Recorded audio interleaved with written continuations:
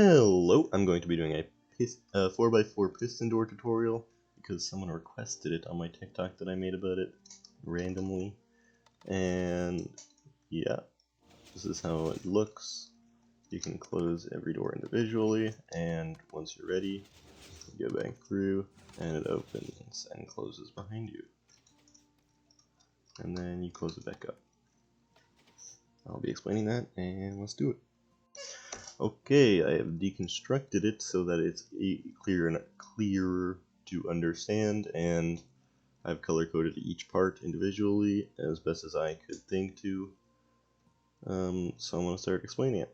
This is the beginning. Let's get those out of the way.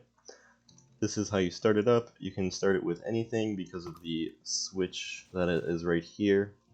You can use a bow, you can use a button, you can use pressure plates or levers, but I don't really recommend levers unless you get rid of the switch maybe, because you have to press the lever twice. It doesn't really make sense. But yeah, okay, so start it with just anything powering this dropper right here that goes in a loop with these pistons and droppers. I mean, not pistons, hoppers and droppers. And then you put one block in so that when the block is released with the button, it will power this comparator, and then it will power the whole thing. And then when you're ready, it'll unlock it, and then it'll close like that. So it's on when there's no power to the start because it wants to be closed. So I have a comparator powering this redstone torch when the dropper is full, and then that powers the whole thing. The white represents the thing that powers everything else essentially, so the white will first power the green, which is 2 repeaters, 1 4-tick, 1 3-tick, into just 2 redstone powering 2 pistons, which is just the bottom. Just those 2 blocks right there. And then next it will power the sides, which are these 4 and these 2, and then also these top 2, but which are essentially the same as these green ones. I'll show you more about that later. So the orange is what powers these 4 blocks to be peeled back, and it starts with off of the white from this repeater just powering the rest.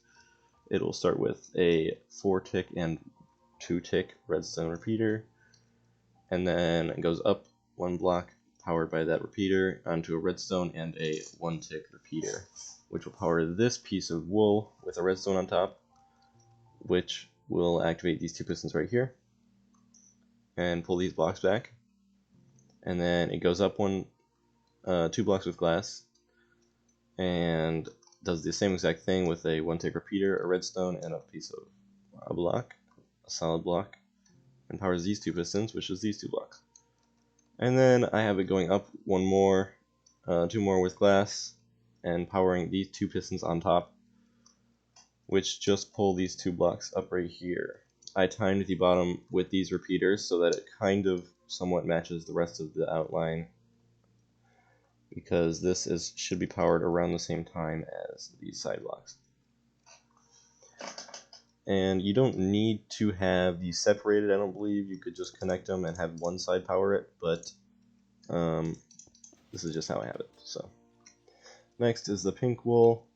Pink wool, starting at the bottom off of the white, goes to the right one into a block over there with a 1-tick repeater, which will power this piston when it's out like it is right now.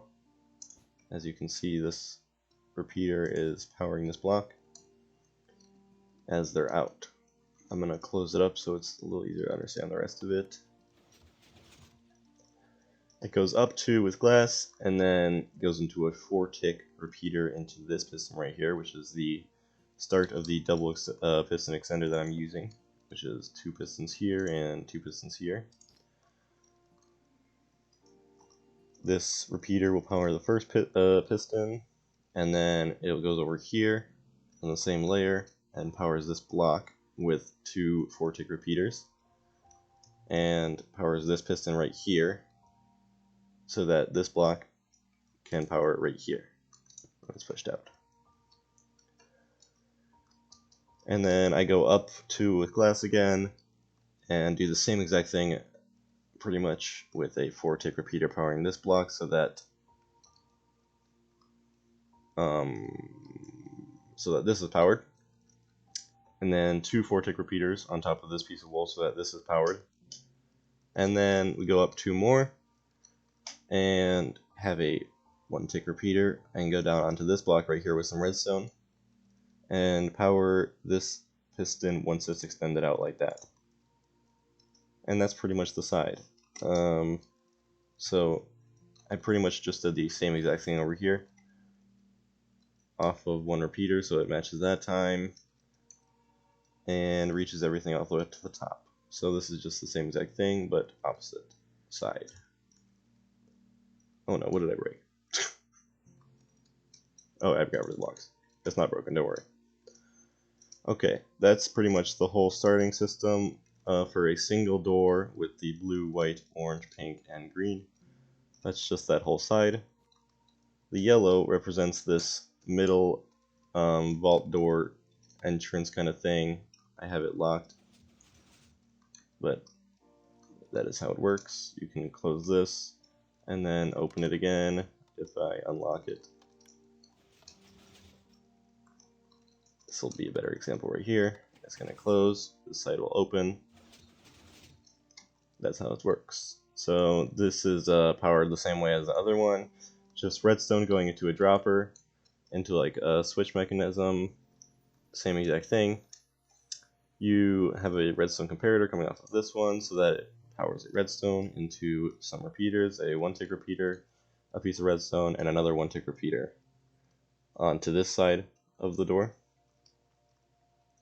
Just to power the white, it just does the same exact thing as this and powers the white on both sides though, and opposite, so that they are inverse. This one's closed, this one's open. So off of this line, off the repeater, you can keep going with some redstone, and then you go into 6 4-tick repeaters with 1 piece of redstone in the middle so that it doesn't get in the way, into a piece of solid block with a redstone torch on it so that they're opposite open and closed states. Off of that is a repeater which goes into the white and does the same exact thing as the other side, because I didn't do wool on this side because it's the same exact thing as the other side, just backwards. And the rest is pretty simple.